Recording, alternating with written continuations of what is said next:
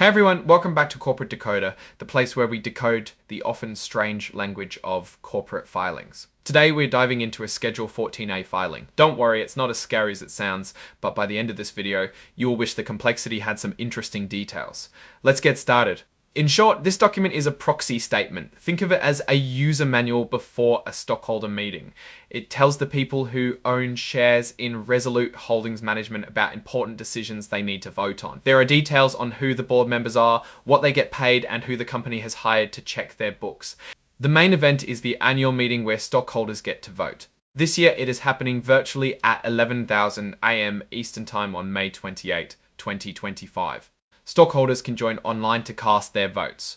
The important stuff to vote on includes picking directors and okaying who does the company's accounting. First up is electing directors. These are the people who guide the company. This year, stockholders need to choose 3 Class I directors who will serve until the 2028 meeting. The board recommends voting for John D. Coate, Roger Fradin, and Jane J. Thompson. The second proposal is about ratifying or okaying the choice of Grant Thornton L. as the company's independent accounting firm for the year. This is important because these are the people who will check the company's financial statements to make sure everything looks right. Again, the board suggests voting yes. Let's meet the nominees. First, there's John D. Coate. He has a background in private equity and investment banking. He's been a managing partner at SRM Equity Partners since 2013. Next is Roger Fradin. He has lots of experience at Honeywell, including being the president and CEO of their automation and control solutions business. He's also been advising investment firms like the Carlyle Group. Then there's Jane J. Thompson. She founded Jane J. Thompson Financial Services. She's also served on boards for companies like Navient Corporation.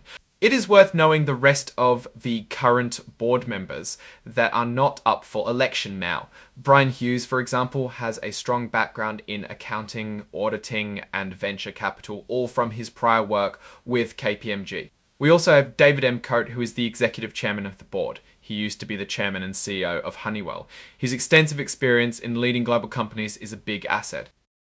Let's switch gears to corporate governance. This is about how the company is run and kept in check. One thing to note is that the company is considered a controlled company because one major owner holds a big chunk of the voting power. Being a controlled company means they do not have to follow some of the usual rules about having independent board members. However, they still have a mix of independent and non-independent directors. Here's an interesting table summarizing what skills each director brings to the board, such as global operations, risk management, financial expertise, and more.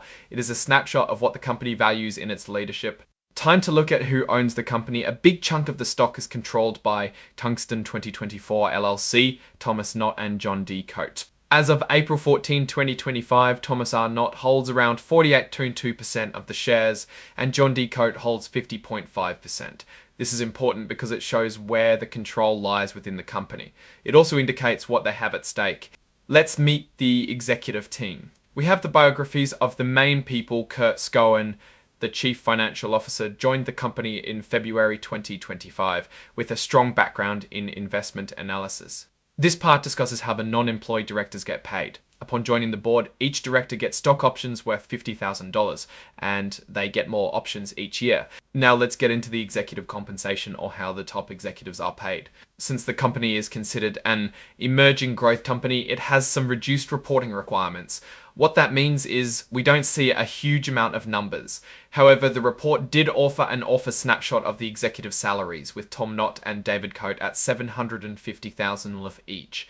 Tom is the Chief Executive Officer and David the Executive Chairman. As CFO, Kurt Schoen is at $500,000. Tom Knott's offer letter outlines his $750,000 salary and a potential bonus equal to 100% of his salary. It also mentions equity awards and standard employee benefits. Here is something interesting to consider. The company adopted a clawback policy that allows them to take back incentive-based compensation from executives if there's an accounting restatement. It's like saying, if we messed up the numbers and you got paid too much because of it, we're taking that money back. Switching back to Grant Thornton L., the accounting firm, stockholders are being asked to ratify them as the company's independent registered public accounting firm. In 2024, the fees for audit services were $903,000. The audit committee made sure that all these services were okayed ahead of time. The audit committee also confirmed that they reviewed the financial statements and discussed them with both the management and Grant Thornton LP. It is a process to ensure accuracy. Now let's look at related party transactions.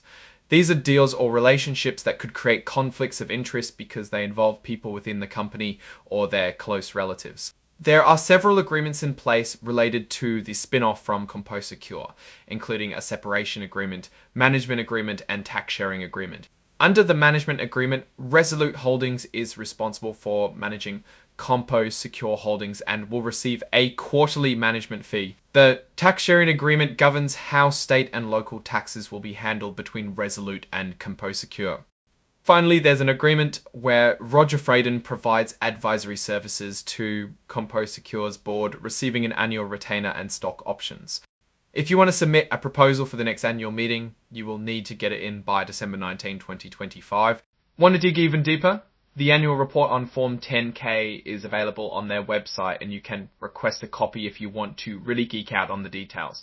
Now, my take on Resolute Holdings management based on this filing, they seem to be solidifying their corporate structure and ensuring they have the right people in place, which are all critical steps post-spin-off. With the major shareholders having so much power over the company, it introduces risks. On the other hand, it does seem like the management is structured to give fair compensation, but I would want to verify the clawback policy to make sure this is correct. Overall, Resolute is laying the groundwork for future operations, but key decisions will hinge on how well the management agreement with CompoSecure plays out, and the company operates independently in the space. Thanks for tuning in to Corporate Decoder. If you found this helpful, please give us a like, drop a comment, and don't forget to subscribe for more deep dives into the world of corporate filings. See you next time.